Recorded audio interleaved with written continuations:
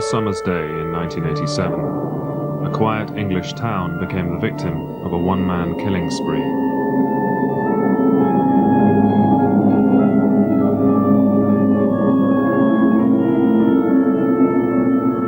Scenes in this film reconstruct events based on the eyewitness accounts of those involved. Their testimony is real, and the calls to the emergency services were actually made on the day.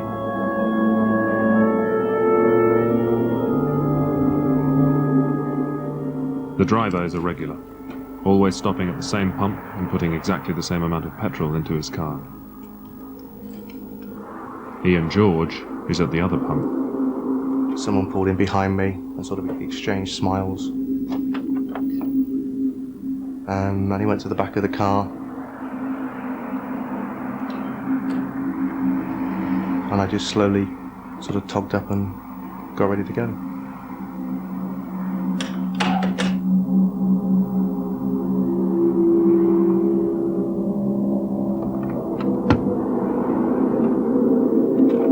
The driver of the Astra is waiting for Ian to leave.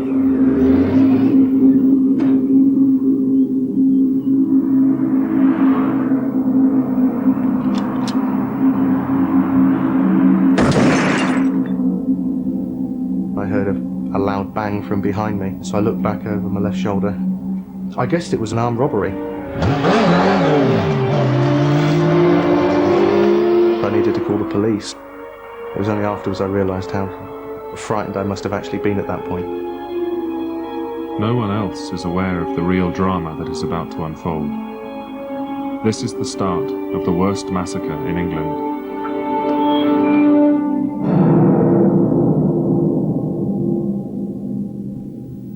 "30 miles away from the petrol station, the police canteen in Newbury is serving lunch. PC Jim Wood and PC Roger Brereton always travel together in their Blues and Twos traffic car. Today would be different. He was a good mate. We used to socialise a lot. I knew his wife and his boys very well.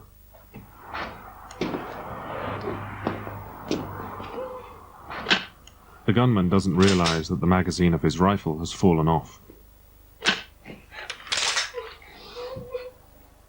There is only one bullet in the chamber, and he's fired it.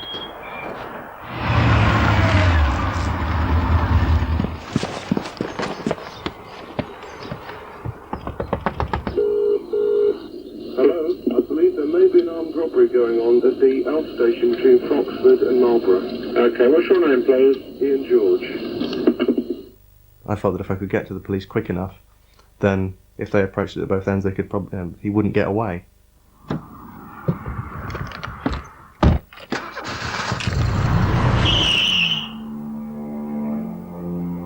But Ian George's call comes too late. The gunman has left the petrol station and is now driving towards Hungerford. The call is relayed to Newbury Police Station. Jim, got a call that came. What we got? Got armed robbery at the Foxfield, at the old petrol Hang station. on, hang on. I need to start the call. I sorted out the file that the chap wanted. Roger said, I'll go in one car and you can follow along in the other.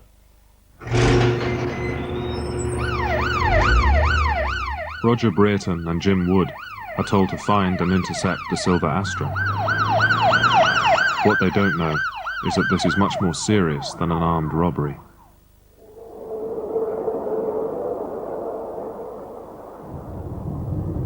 The gunman is just 2 minutes away from the centre of the small Berkshire market town.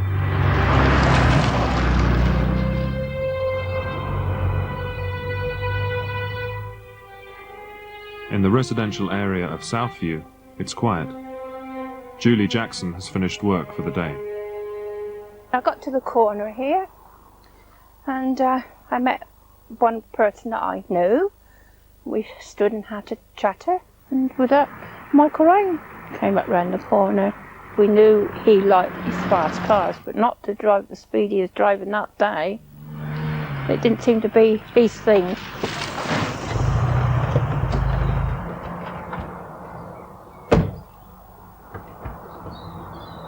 Julie Jackson knows the driver well. It's Michael Ryan, who lives with his widowed mother, Dorothy, at number 4.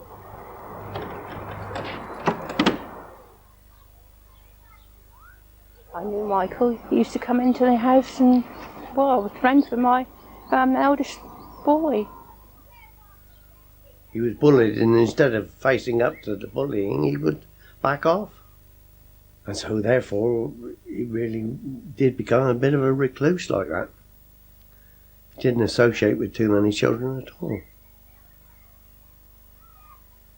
If you look at the people who've been involved in similar kind of tragedies, then they do seem to have some characteristics in common with Michael. They tend to be loners, they tend to be underachievers, they tend to be people who develop an interest in fantasy because it seems an easier way of trying to establish a position for yourself.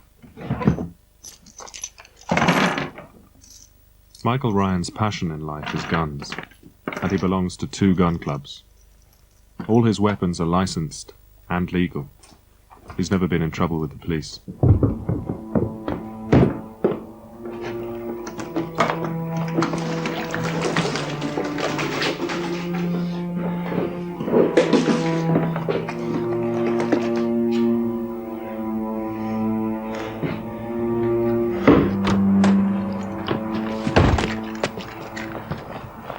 Consultant psychiatrist Richard Badcock has analysed Michael Ryan's behaviour on the day.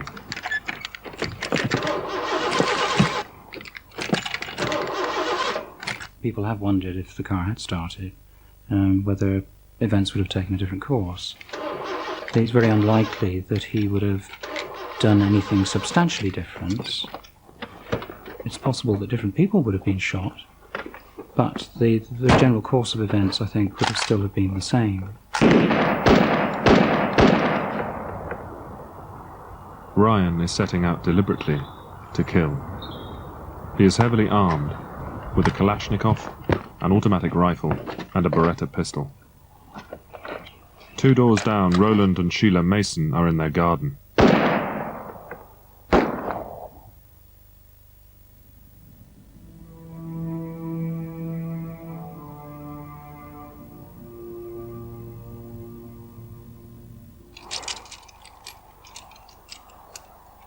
Julie Jackson hears the shots that kill her neighbours, but thinks Michael is only playing around with an air rifle. I got up by the house of Michael Ryan's, stared at me actually, as he got out of the car. Can't describe the look he had on his face. A look of madness. Ryan is stalking Julie Jackson, but instead of shooting her dead, he fires at the ground.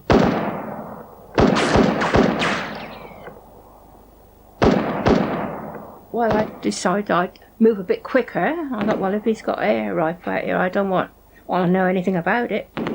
I turned quite quick, went in round the side of the house and into the house. And I looked out the window and there was Michael Ryan shooting everything he could find up the lane. I thought he was intending to kill most of his neighbours. He chose neighbours as a group. I don't think he had sort of individual grudges. I think it was a general sense of frustration and anger and contempt for the ordinary life around him that he wasn't part of. As Ryan arrives at number 13, he aims at 2 teenage girls.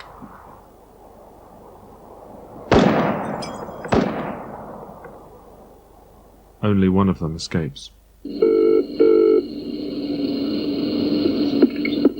could I have an ambulance, please? I can't tell you what the problem is, but there's an awful lot of blood. The BT operator puts the call through to Newbury Police. Because the system's so old, there are only 2 999 lines into the police switchboard. Today, it's going to be pushed beyond its limit.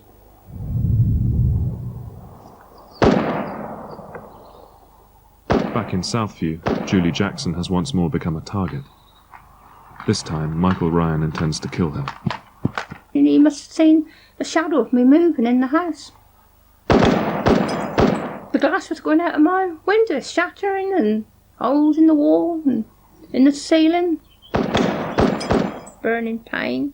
Yeah, obviously I knew that I'd been shot in the back. I mean, it was the lower part of the back I was shot in.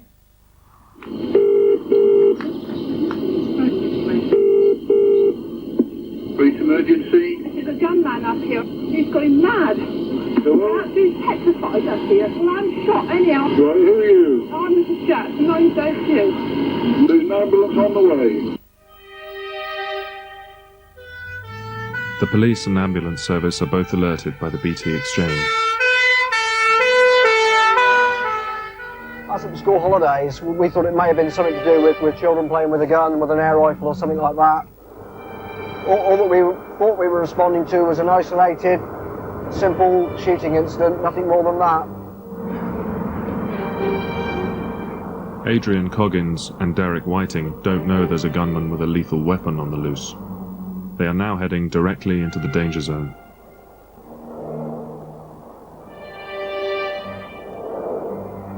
Newbury police pass the information on to Police HQ in Kidlington, who radio Jim Wood and Roger Brereton. Roger was in the car in front of me, probably about 2 or 3 miles ahead of me, just on the outskirts of Newbury.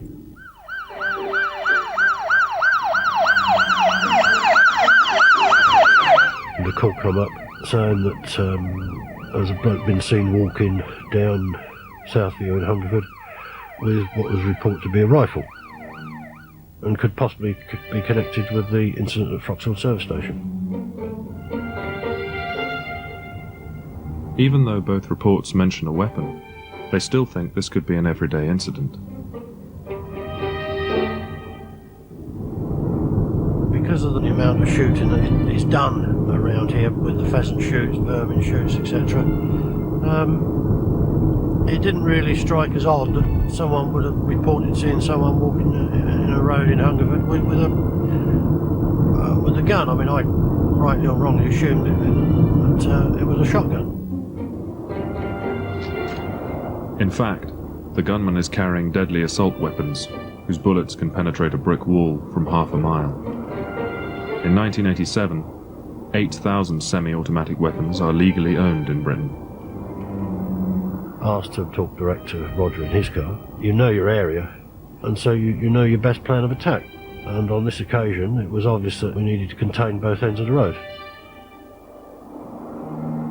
The officers know that Southview is a cul-de-sac, with a path at one end leading onto Hungerford Common. Jim Wood agrees to cut across the common.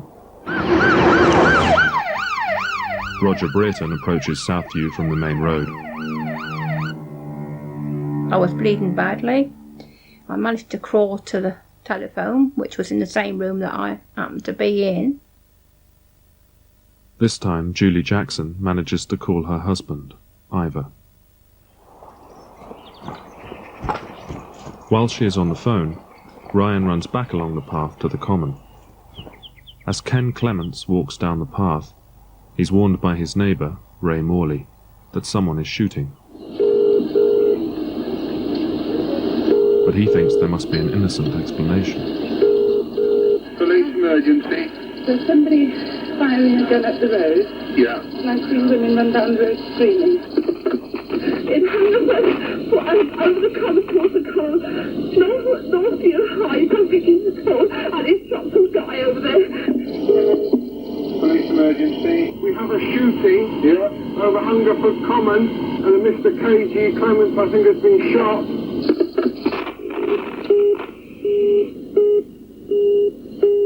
For the men on the Newbury switchboard, the scale of the disaster is becoming apparent. But there are so many calls coming in, it takes time to get the information up to Police HQ. Police emergency.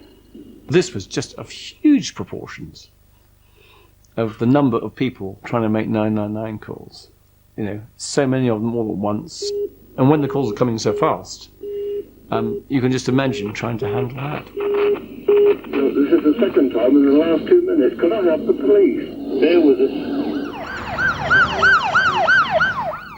As Roger Brereton drives towards Southview, Michael Ryan heads back from the common.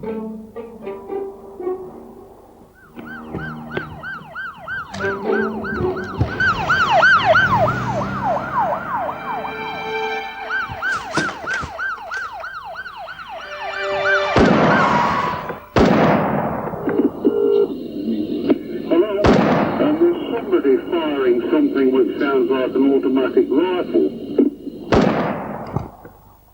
PC Brereton's radio picks up a warning from headquarters. It comes too late.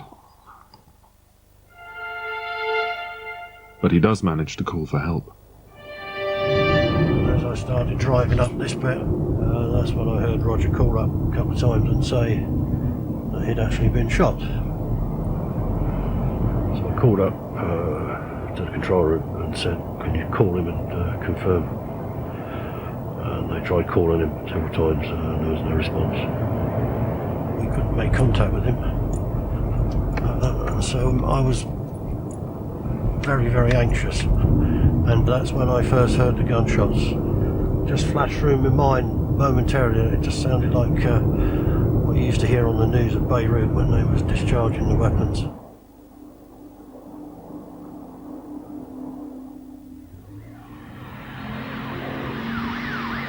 The first thing I saw was the body of Mr. Clements lying about 10-15 feet up the alley with quite a severe chest wound.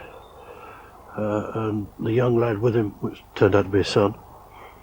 And then as I looked further down the footpath there, I could see Roger's car parked further down on the road in Southview. And as I watched, I could see the guy there with his camouflage suit on. And he got a handgun and he was firing, walking around the patrol car, firing into it. Ryan systematically empties both the Kalashnikov and his Beretta pistol into the police car. He fires a total of 23 bullets. Don't know how to describe it really, just disbelief. I suppose a little bit of terror. You know, I don't think, in all honesty, since that day, a day goes past when sometime or the other you don't think about it. Reflect on it and think, could I have done something different? And I lost a good friend here. Very good friend.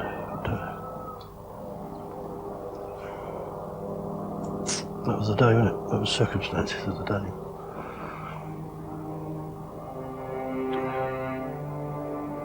Jim Wood calls for full armed backup. It's routed to police headquarters in Kidlington, 40 miles away. We've now got a report of at least one person shot dead, maybe more. I think it may be at that point that he mentioned something about a police officer. We don't really know, but and I'm thinking, oh dear, this is serious stuff. Assistant Chief Constable Charles Pollard takes command of the incident. He needs to get to the scene as soon as possible. My responsibility is to be the person who authorises the use of police actually having guns to go there and to deal with the situation, and to take responsibility for whatever happens. But unfortunately, he discovers his tactical firearms squad are on a routine training exercise in Otmore, 45 miles away from Hungerford.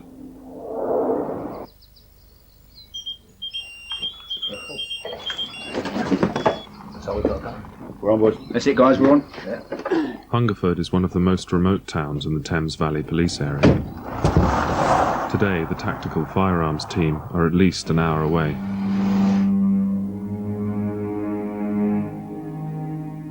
Charles Pollard monitors the police radio for more information on the gunman. So you're picking up bits and pieces and trying to make sense of it. And it's never with great clarity, but what was very clear was a police officer has been shot dead. That's very serious. That other people, at that time we thought perhaps just 2 or 3 others had been shot, probably killed. That we don't know who's done this, but it's someone with a rifle and maybe other guns. That person is on the loose, but we've got no firearms people to respond to them anyway. So it's a very, very frightening scenario to be going into. Unknown to Charles Pollard, there is armed help closer at hand. Police weapons instructor Ernest Holloway was also listening in on the police radio when he heard Roger Brereton's call for help. And then I heard, Roger, 10-9, 10-9, I've been shot. They were his exact words. I mean, if it had been a complete stranger, it wouldn't have hit so hard. But Roger said, being a neighbour and a friend, yes, it was a shock. And my immediate reaction then was, get down there. Ryan started walking down the alley towards us, and he stopped, and we sort of made eye contact. See him walking down there now, yeah. PC Jim Wood now becomes a target himself. And he lifted up his Kalashnikov to the waist and just fired it towards us. He's incredibly lucky. Ryan's Kalashnikov is lethal at 300 yards. Just like bees buzzing past you, either side of you. Then it sort of hit home. Christ, this bloke's firing at me. Time to go time. So we got in the car. Despite the risk, Jim Wood drives across the common to warn some families who are picnicking that their lives are in danger. And I could see in me wing mirrors, I went across the common, Ryan going right up the hedge line into that corner. I was sort of keeping an eye back the other way to see where Ryan was, and whether he was holed up in the hedge or gone through, I don't know. I decided that we needed to set up a roadblock to stop any other vehicles coming onto the common. But Ryan is not taking cover in the hedge.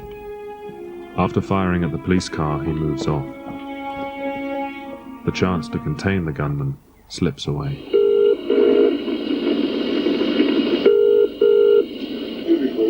But there's some people been shooting about at South View. Thanks very much. Only it seems to be getting closer and I'm getting frightened. The police roadblock stops cars getting onto the common, but the streets at the front end of Southview still allow access to traffic. It leaves the way open for more cars to drive into the line of fire. My sort of initial thought, and I think probably my mum's initial thought, was that he was something to do with the police car.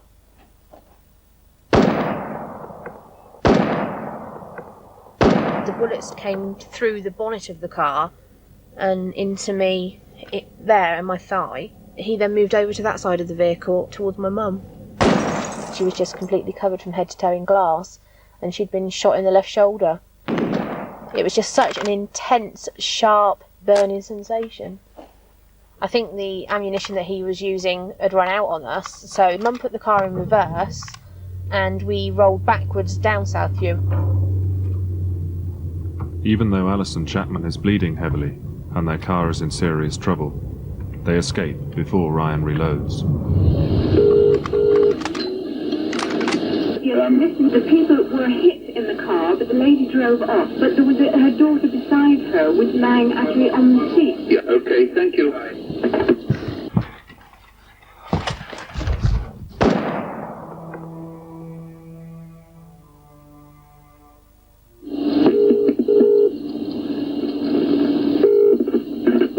Hello? Ambulance. It seems my husband's been shot. There's been some bangs round here. My husband's in the garden and been shot. For God's sake, hurry. And you say your husband's been shot? Yes, I'm trying to get to him. I don't know what's happened. He's 84. Oh, well, I'll go out to him. He's moaning. Okay.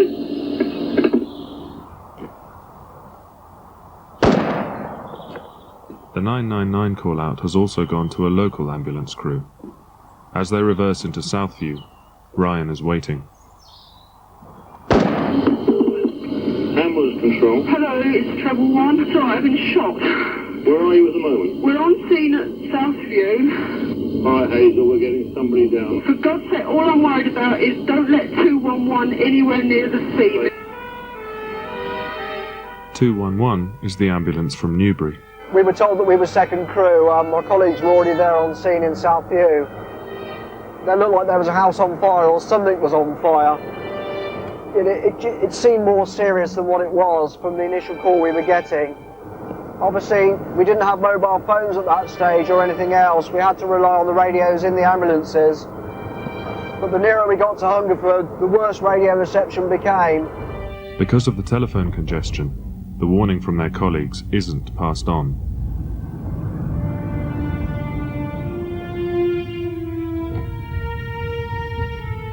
Ryan's mother Dorothy is also driving towards Southview, on her way back from a job interview.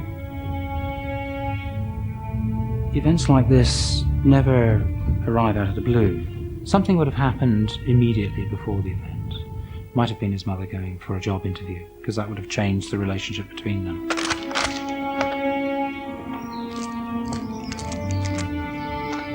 Julie Jackson's husband, Ivor, is minutes away.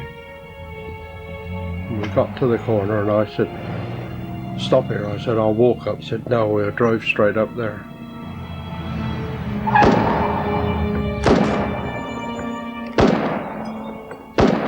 All hell let loose. Bullets was coming in from the left-hand side of the car, which I was in. That's why I said I'm lucky to be alive. And I must have had a ricochet off of something to come back into my ear, because they was coming in that way, and they went in that right ear. It's frightening. You just sit there and shake, don't you? You try to curl down as best as you can and get out of it, but you couldn't. That was it. As Dorothy Ryan reaches the bottom of her road, her neighbour, Mr. Noon, flags her down. Stop, Dorothy, stop! Hold on, wait! But she accelerates past him. Her son is expecting her. She doted on Michael, and I think she tried to give him everything that he wanted. But the fantasies that Michael developed, things like Michael being engaged, or the story that there was a rich colonel who had taken a personal interest in Michael, he probably cast them so as to make his mother feel better about him. And of course, once you embark on that, it gets quite difficult to get out of. And not necessarily a tragedy is waiting, but something is waiting. Some sort of crisis is going to develop.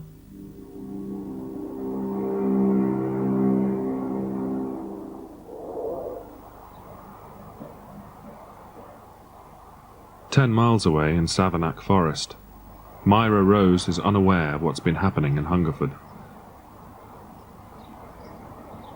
I just sat down with a book, and these two little kids came along. And they told me, "I'm Hannah, and this is my brother James, and he's 2 and I'm 4. They said, 'Man in black killed my mummy.'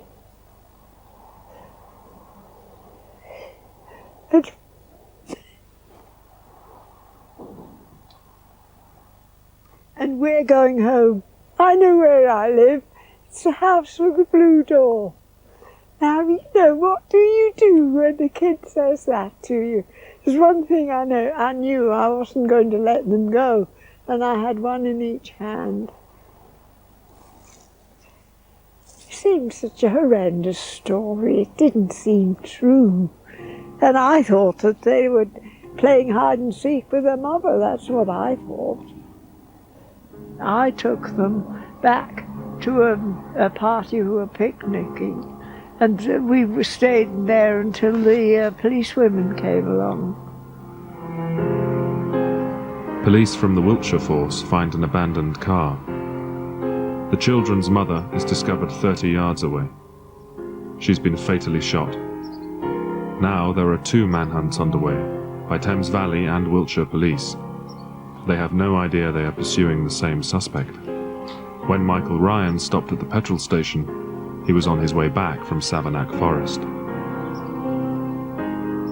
The choice of a young lady who was enjoying family life, I think that was deliberate. He was trying to get back at life for robbing him of the chance of having a similar relationship himself.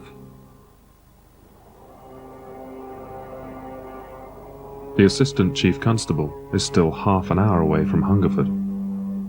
Headquarters pass on some disturbing information. Because his guns were legal, ironically, we can find out what he's got. Now, in one sense, to know what he got was frightening. I mean, I didn't actually know myself, I think, that the implications of our firearms legislation at the time were such that someone could have such a lethal weapon as a Kalashnikov. So it's nice to know, but wow, frightening. The man in charge of the operation now knows who the gunman is and what weapons he's carrying. But he still doesn't know where the gunman has gone.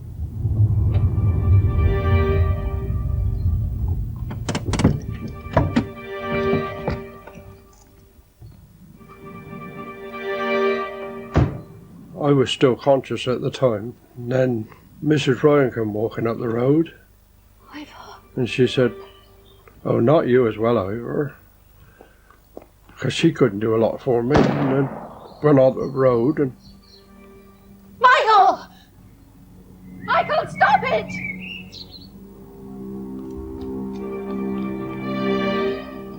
I heard a shout at Michael, tell him to stop it. But obviously he'd done so much damage then that he just turned on her. And she got as far as our drive. And the bullets started flying again, and I see Mrs. Ryan fall. I don't think myself that he planned to shoot his mother. Although when she turned up on the scene, he didn't hesitate before shooting her. All the things that were important to him, he shot and destroyed.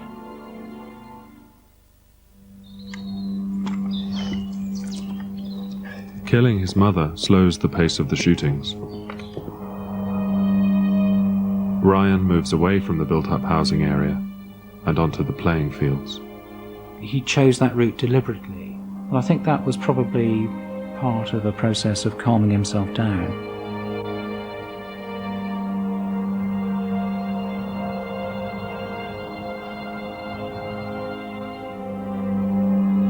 The tactical firearms team is still more than 35 miles away, and Ryan is now moving towards the playground and open-air swimming pool.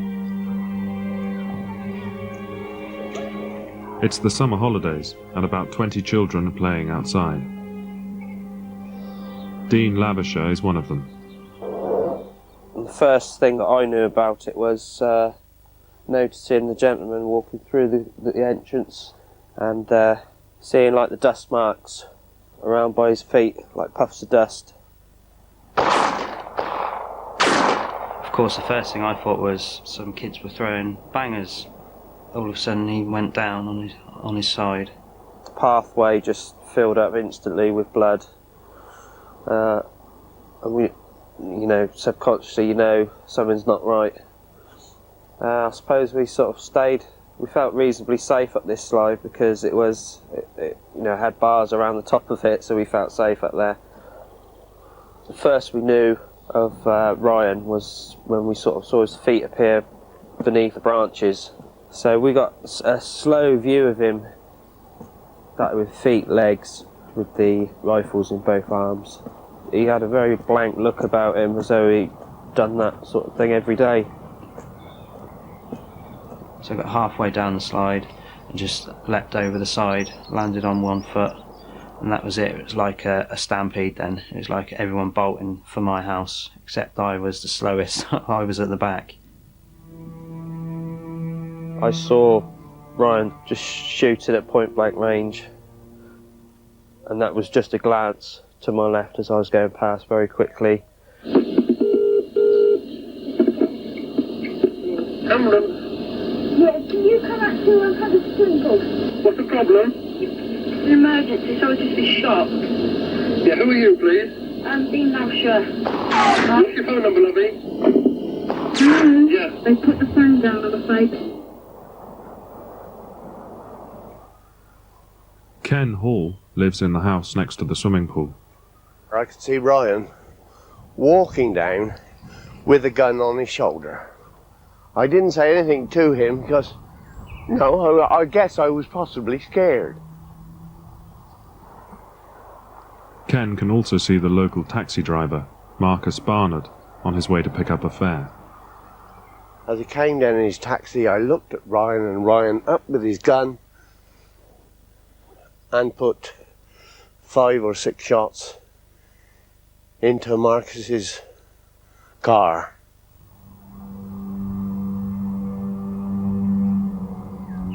I was thinking, this is unreal. This can't be happening in Hungerford. It just can't be. I then saw Ryan, this is what always gets me, I could see Ryan then take the gun down, look at it, and he had a look of, it was a frown, I can recall that. A look of disbelief. I can see that. It was either the gun had jammed, he'd run out of bullets, or what the heck am I doing? And with that, he literally threw the gun down. And I got to about here, and then Ryan turned round quite quickly, and as he did, I saw he had a pistol in his right hand. He fired 2 shots at me, missed, and with that, I mean, I was like this, I turned and back into the pool area. I was in the window there and I could see all the way down the driveway, and as Ken was coming back this way, I saw the bloke with the gun. He turned and went back and picked the gun up. I was scared. I was screaming at him to get back indoors. I could see Liz in the bedroom, and I was literally screaming, get an ambulance, get the doctor, get the nurses, get someone to help. Emergency service. Yes, emergency, quickly, please. An ambulance and the police again, quickly. There's a man going mad with a gun, going down the road shooting people, and he's shot the taxi driver. Ambulances have been called in response to the 999 calls. One of them slips through the police cordon.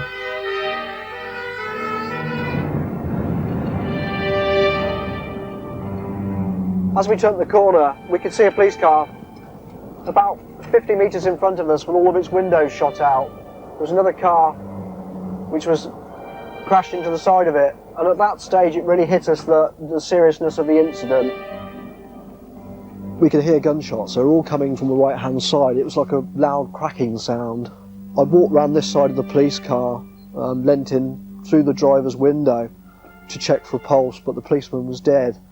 The poor chap was still clutching the microphone at the time. I looked at the car beside me, which had 2 casualties in it, two men in it. One was the driver, but he was dead. He'd been shot quite a number of times. I switched the engine off of the car and looked across to the passenger. I thought he was dead. He'd been shot in the head and the chest. Walked round the car and checked him for a pulse, and at that moment he woke up. Well, I thought I was gone, to be honest. I'd nearly give up hope.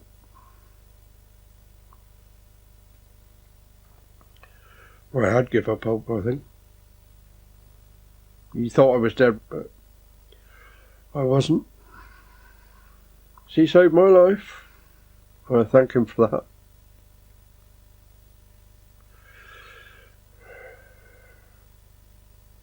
There was a lady laid here. She had been shot quite a number of times. She was dead also. It was Dorothy Ryan. There were 2 more people that had been shot in one of the houses in front of us. One was a young girl, the other was a woman. The girl had been shot in the legs. The woman had been shot in the back. The sight I see actually as I was going out to the ambulance was horrific.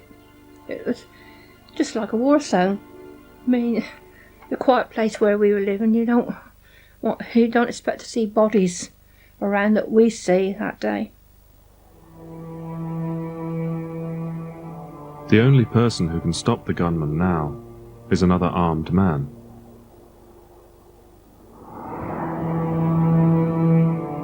Ernest Holloway heads for Jim Wood's rendezvous point on the Common.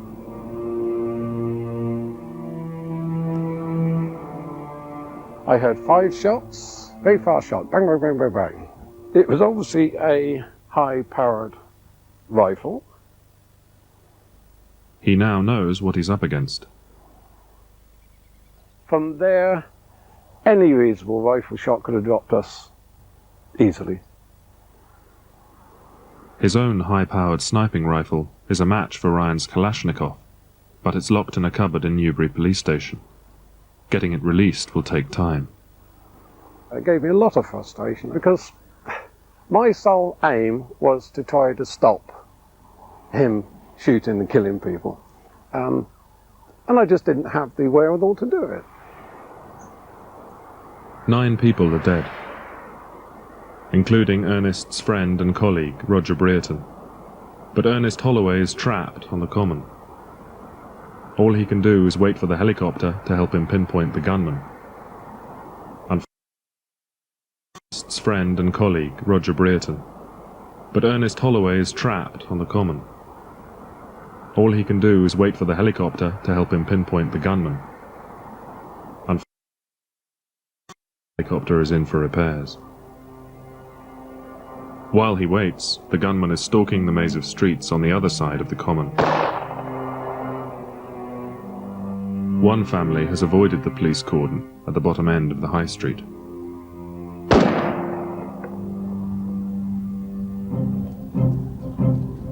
Kidlington HQ has drafted in officers from outside the area to man the roadblocks. They don't realise that anyone with local knowledge knows the shortcuts that will allow them to double back into the housing estate. Anyone who takes that shortcut today risks their life.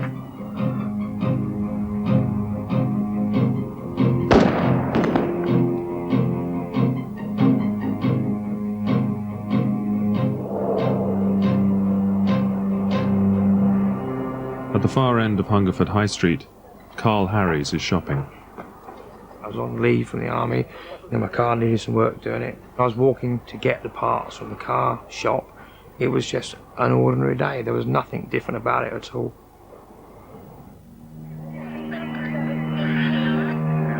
A car has driven past the roadblock at the bottom of the high street and is taking the back route into the housing estate. Ryan is cutting down a nearby alley, shooting as he goes.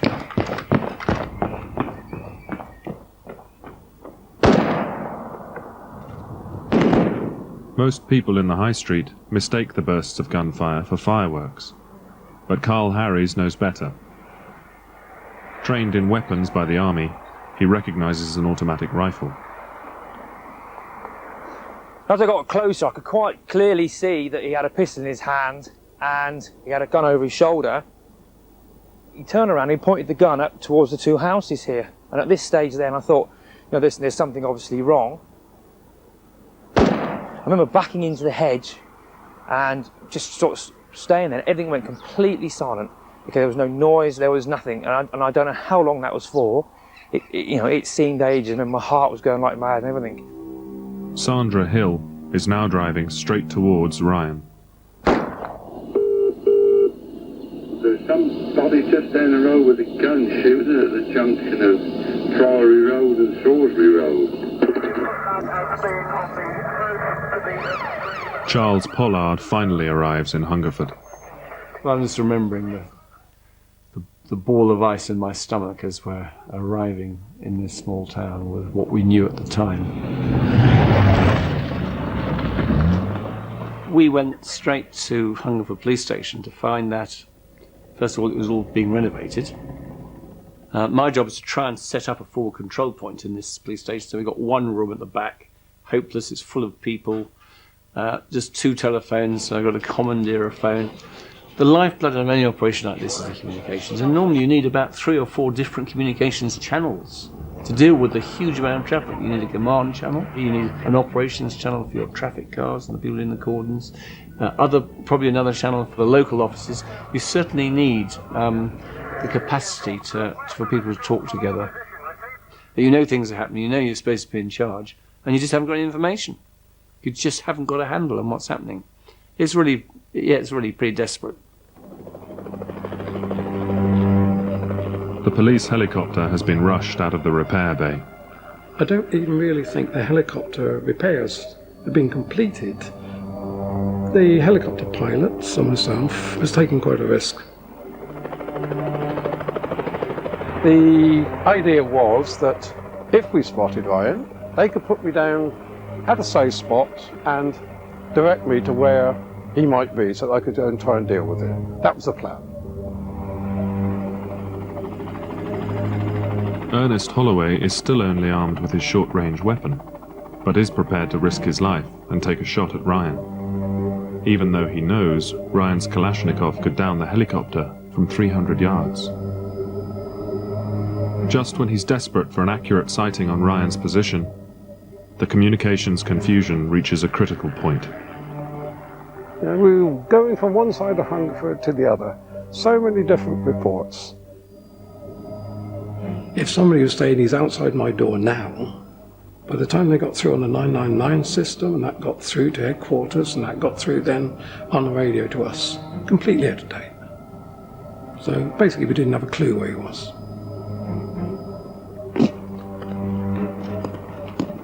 Even though the police marksman can't see the gunman, Ryan's response to the helicopter is chilling.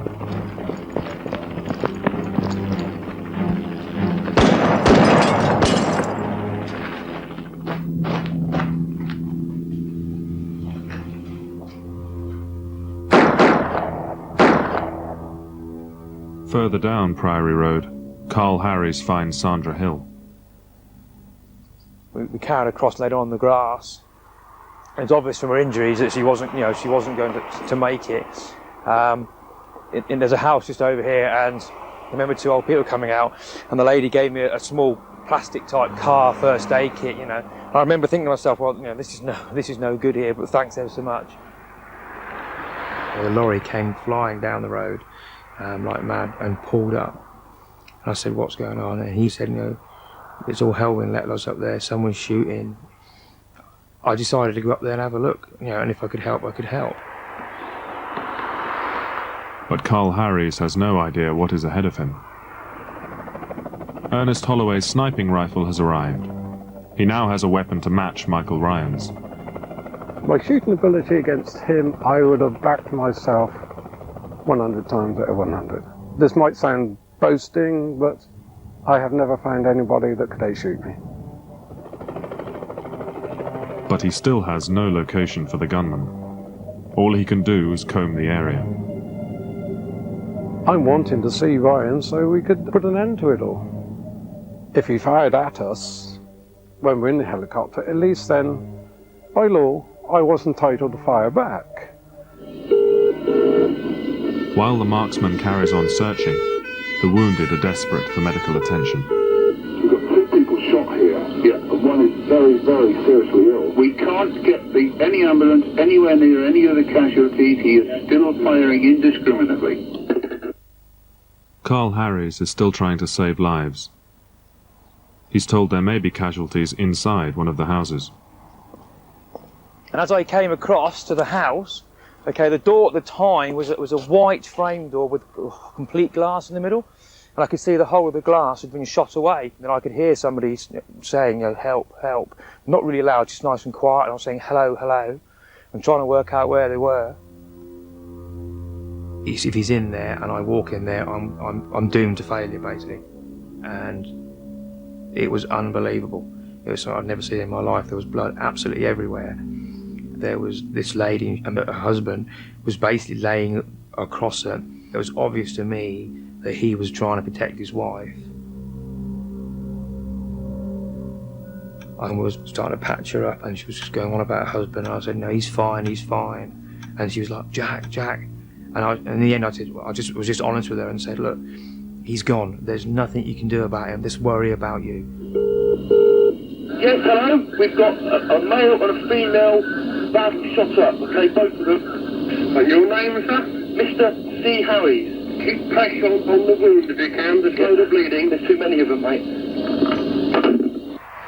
I went outside, and I remember saying, "Who's next?"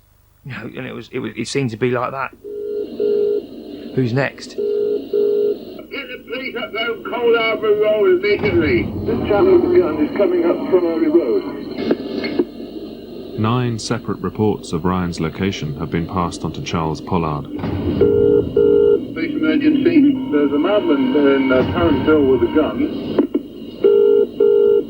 All the sightings conflict. It could be 20, 30 minutes before they've got through. What they're reporting may have also got distorted over time.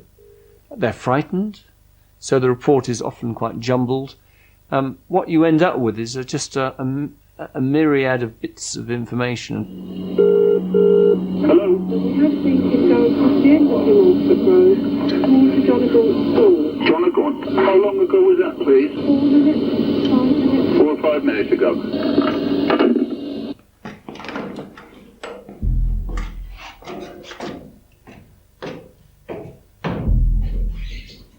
things were coming to a conclusion. So I think he was then looking for somewhere where he could make his last stand.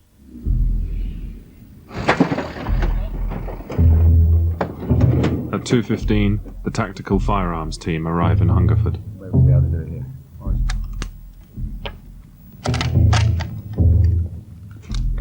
Charles Pollard decides to focus on 3 areas: Hungerford Common, Southview, and the John O'Gaunt School.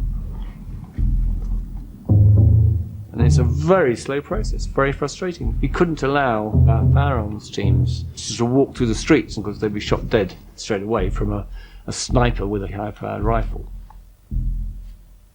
So this is unprecedented, the slowness with which you can safely do anything.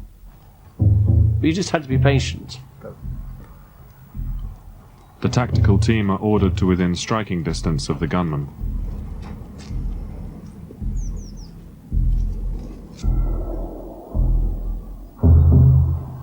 Ken and Liz Hall watch as a group of armed police make their way towards their house. We really did think that we were in danger. I remember the thing that went through my mind was the Iranian embassy siege, you know, when they jumped over the walls and that. It was that sort of thing. Terrible. If you're going to approach him, you've got to be incredibly careful how you do that. You just don't walk in. I mean, imagine the worst case scenario where we'd sent our firearms team and we'd lost half of them or shot dead. We then haven't even got a response team to deal with the situation. As Ernest Holloway flies over the John O'Gaunt School, he realizes he's being shot at. The shots are also heard by the men on the ground. Can you confirm this location, Alice? John O'Gaunt School. We believe it's John O'Gaunt School they came from. Sorry, we're right across the other side of the field. We only heard the shots. Proceed.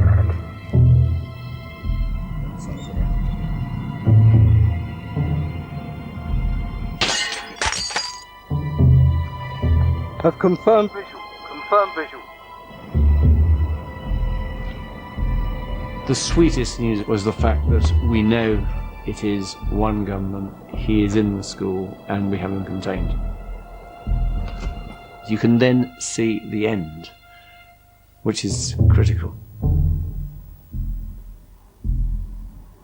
Just after 5 o'clock, the police hear the gunman's voice for the first time. Mr. Ryan, can you hear me? Yes. You're surrounded by armed police. Do exactly as you're told and you'll come to no harm.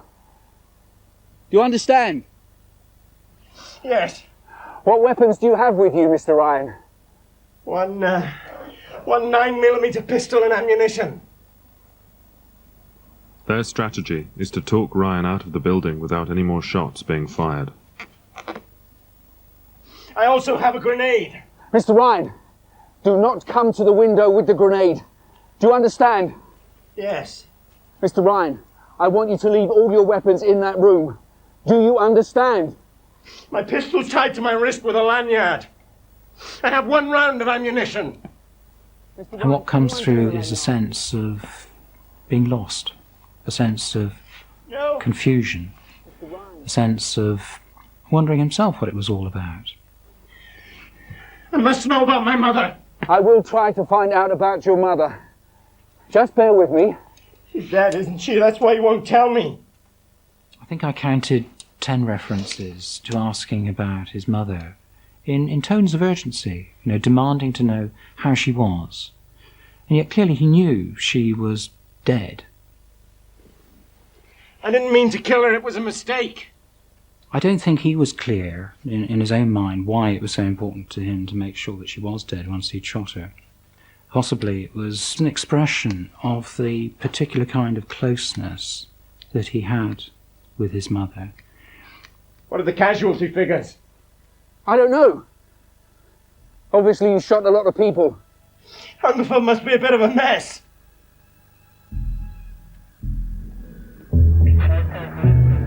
Ryan's attack has left Hungerford in a state of devastation.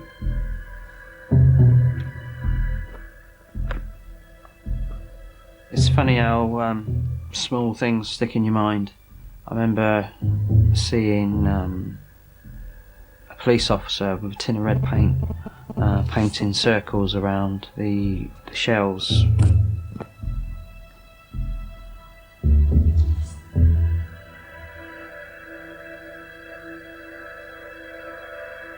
"16 people are dead. 15 others are seriously wounded. The fire, started earlier by Michael Ryan, has destroyed his house and 4 others. For me, I thought that we completely screwed up because I just felt helpless for most of the afternoon. It's a bit like a nightmare. You just can't collect the information. You can't get control to manage something. So I'm thinking, this has just been awful. My own part in this is terrible too.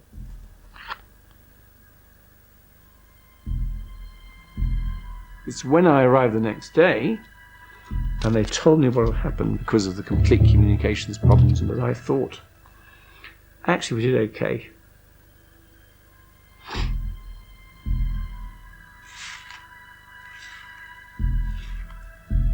For those unlucky enough to have crossed Ryan's path, there is a terrible price to pay.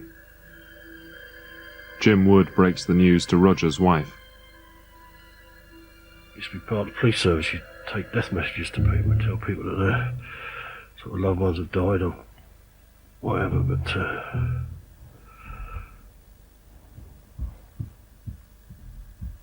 that was just bloody awful.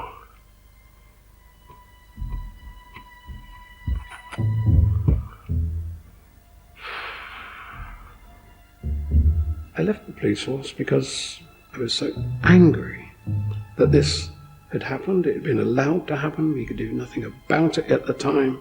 A year later I had a breakdown and I wanted to get away. Ivor Jackson has never returned to the home that he and Julie shared for 21 years. There's too much happened around my doorstep, I'm afraid. No, I couldn't go back there.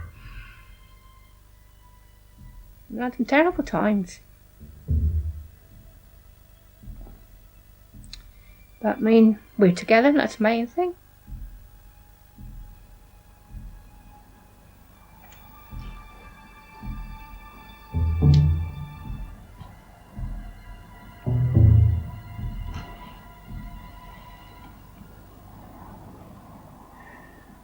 What time is it? 6:45. What do you want to know the time for? I want to think about it.